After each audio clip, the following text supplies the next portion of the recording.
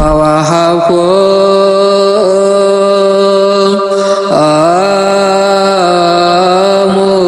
በስመ አብ ወወልድ ወመንፈስ ቅዱስ አሐዱ አምላክ አሜን። የተወደዳችሁ የልዑል ቤተሰቦች የእመቤታችን የቅድስት ድንግል ማርያም የአስራት የበኩራት ልጆች በወደደን ባፈቀረን በልዑል ፍጹም ሰላምታ እንደምን ዋላችሁ? ዛሬ ደግሞ የአባቶቻችን ታሪክ የመጋቢት 10 ይዘንላችሁ መጥተናል። ዛሬ የሚታሰበው የቅዱስ መስቀል ወይም ደግሞ ክርስቶስ የተሰቀለበት መስቀልን የሚታሰብበት ዕለት ነው።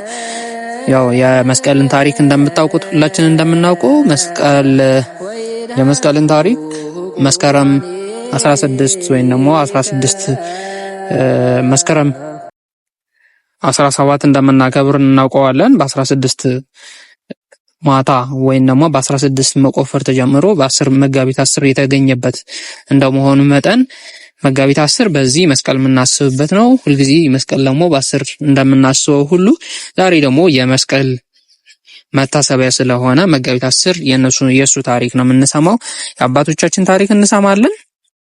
ዛሬ ደግሞ ከአባቶቻችን ታሪክ መሃል የቅዱስ መስቀል ወይም ደግሞ ክርስቶስ ለተሰቀለበት መስቀል እሱን የምናስብበት ነው። ላይክ አድርጋችሁ ጀምሩ። ከወደዳችሁ ደግሞ ሰብስክራይብ በማድረግ የዚህ ቻናል ቤተሰብ መሆን ትችላላችሁ።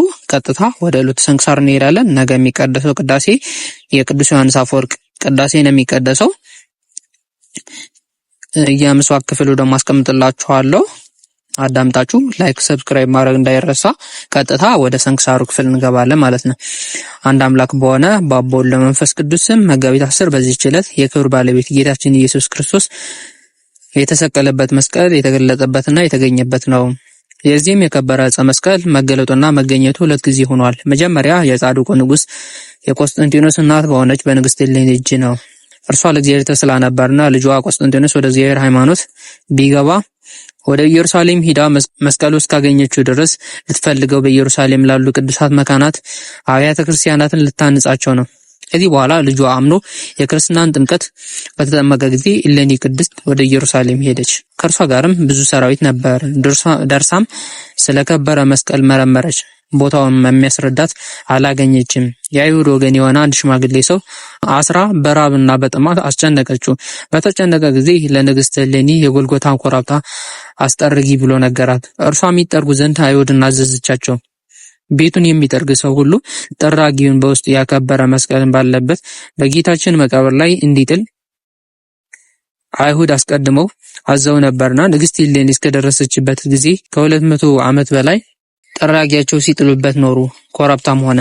አይሁድ በጠረጉ ጊዜ 3 መስቀሎች ተገለጡ። የክብሩ ባለቤት ክርስቶስ የተሰቀለበት የትኛው እንደሆነ አላወቁም። የሞተ ሰውም አግኝተው አመጡ። አንዱን መስቀል አምጥተው በሞተ ሰው ላይ አኖሩት፣ አልተነሳም። ደግሞ ሌላውን መስቀል አምጥተው በሞቱ ላይ አኖሩ፣ አሁንም አልተነሳም። ከዚህ በኋላ 3ኛው መስቀል አምጥተው በሞቱ ላይ ያደረጉት፣ ያን ጊዜም የሞተው ሰው ተነሳ። እሌኒም የክርስቶስ መስቀል እንደሆነ አውቃ ሰገደችለት። የክርስቲያኖች ወገኖች ሁሉ ሰገዱለት። ለልጇ የላከችው ይህ መስቀል ነው የሚል በሌላ መጽሐፍ ይገኛል። የቀረው ግን ግንዱ በውስጡ ተተክሎበት የነበረው ከእርሱም እኩሌታው ከቅንዋቱ ጋር ወደ ልጇ የላከችው ነው። ከዚህ በኋላ ስርዓታቸውና የህንጻቸው ነገር በመስከረም ወር በ17 ተጽፎ የሚገኝ አብያተ ክርስቲያናትና የከበሩ ቦታዎች አነጸች። ሁለተኛ በሮም ንጉሥ በህርቃት ዘመን የሆነው ሲሆን የፋርስ ሰዎች በግብጽ አገር ሳሉ ወደ አገራቸው ሊመለሱ ወደዱ። ከሽማምንቶቻቸው አንዱ የጦር መኮንን ተነጥሎ ወደ ኢየሩሳሌም አልፎ ደረሰ። ወደ ከበረ መስቀል ቤተክርስቲያን ገባ። መስቀሉም በላይ በተተከለበት ግንድ ፊት ታላቅ ብርሃን ሲበራ አይቶ ሊያነሳው እጁን ዘረጋ። እሳትን ወጣ፣ እጁን አቃጠለች። ከክርስቲያን በቀር ማንም ሊነካው እንደማይችል የመስቀሉን የክብሩን ነገር ሰዎች ነገሩት። 2 ዲያቆናትም ይዞ የከበረ መስቀልን እንዲሸከሙ አዘዛቸው። ከኢየሩሳሌም ብዙ ሰዎችን ማርኮ ወደ አገሩ ተመለሰ። የፋርስ ሰዎች ኢየሩሳሌም እንዳጠፋት ብዙዎች ሰዎችም እንደማረኩና የከበረ የክርስቶስ መስቀልም እንደወሰዱ የሮም ንጉሥ ሕርቃል በሰማ ጊዜ እጅግ አዘነ።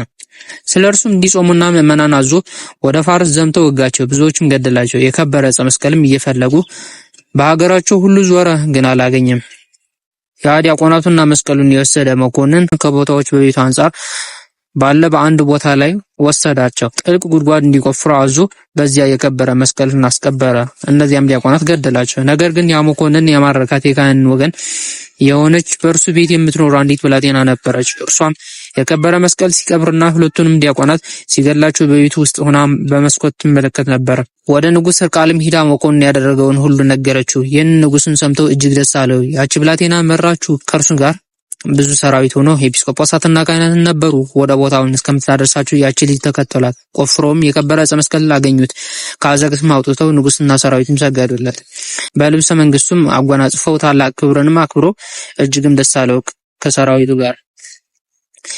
የዚህ መስቀል ሁለተኛ የተገለጠበትና የተገኘበት በዚህች ቀን መጋቢት 10 ነው። ከዚህ በኋላ ንጉሱ የከበረ ዕፀ መስቀል ተሸክሞ ወደ ቆስጠንጢንያ ከተማ ወሰደው። የመድኃኒታችን የመስቀል በረከት ከሁላችን የክርስቲያኖች ወገን ጋር ይሁን ለዘላለሙ አሜን። ሰላም እብል ዕፀ አድኅኖ ልምሉመ እንተ ተሰቅየ ወራውየ እምጎ መለኮት ደመ በዛቲ ዕለት እንበለይሉ ጌሰም መስቀል ተረክበ ምዘተሃባ ወገብረ መድመ በኢየሩሳሌም ቅድመ ወበፋርስ ዳገመ።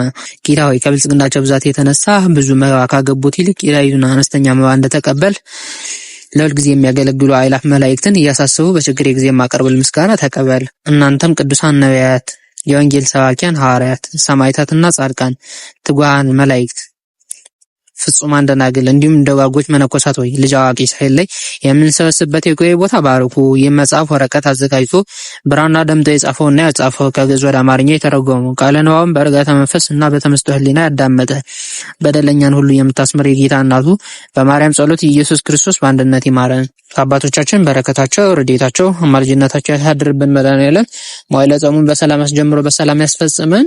የአባቶቻችን ታሪክ ይህን ይመስላል። የሌሎች ክፍሎቹ ደግሞ አስቀምጥላችኋለሁ። ላይክ ሰብስክራይብ እንዳይረሳ፣ አበረታቱኝ። መልካም ቀን ይሁንላችሁ። ወወሀብኮ አሙ ትምህርተ ለእለ ይፈርሁከ ከመ ያምስጡ እምገጸ ቅድስት